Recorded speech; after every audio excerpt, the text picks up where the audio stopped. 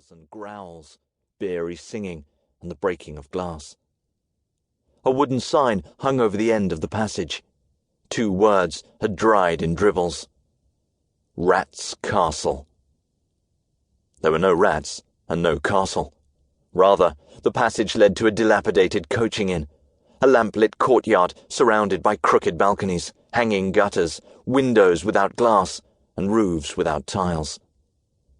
The Rat's Castle was a tumour in the heart of London's finest district, a den of thieves and every other class of criminal that preyed on the area.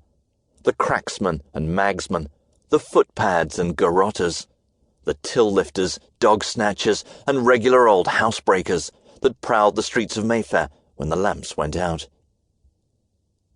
Around the courtyard, each room was dedicated to a different vice. In one, opium smoking. Another, bare-knuckle boxing.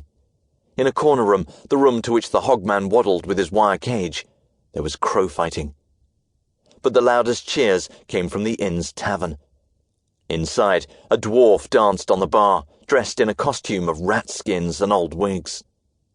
A poster on the door announced the play, the same show that had been performed all winter in penny theatres across the city.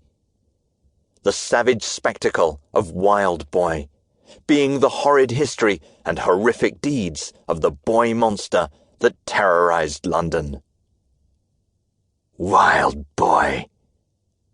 The servant spat the name as if it had dripped into his mouth from one of the inn's gutters.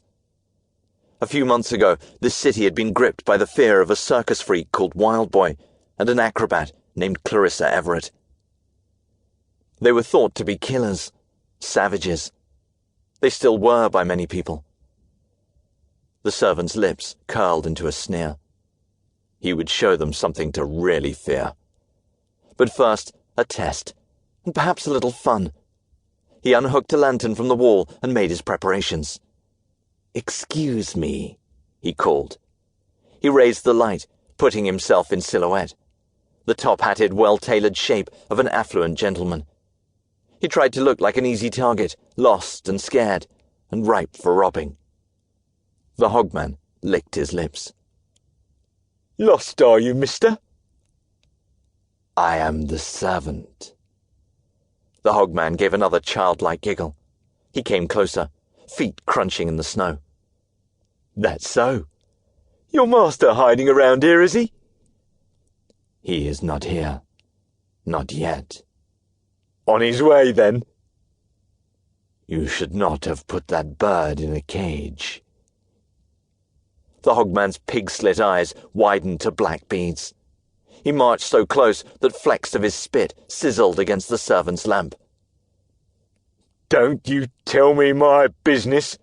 Now, before I cut out your tongue, you're going to tell me who this master is of yours and when he's getting here." The servant lowered the lamp. A twirl of dark smoke rose from the flame. "He is a demon, since you ask, and he will be here soon." Another spray of spit, another giggle. "Ha ha! Demon," he says. "Sorry, mister, I don't believe in demons." "You really should." "Well, maybe I'll just—" The words turned into a gasp, so deep, the hogman's gut rose to his waist. He clawed at his limbs, as if suddenly under attack from stinging insects. His eyes stared wildly around him at invisible enemies that seemed to attack from the dark. "No!" he shrieked. "Not that! Not them!" The colour of his face changed from pink to ash-grey, and then brilliant white as the snow to which he fell, with a thump. His fur coat opened to reveal his vast, wobbling stomach. Dark lines slid over white skin like long black worms. They were his veins. They were turning black, slithering across his chest, up his neck, and over his face. The hogman stopped thrashing and lay still. Finally, the servant allowed himself a small smile. He knew it was not appropriate to gloat. This was, after all, a mere test of his master's power.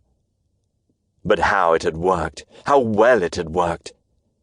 He picked up the cage and smiled at its feathered prisoner. The crow's beady eyes glinted, and the crow gave a loud, satisfied caw.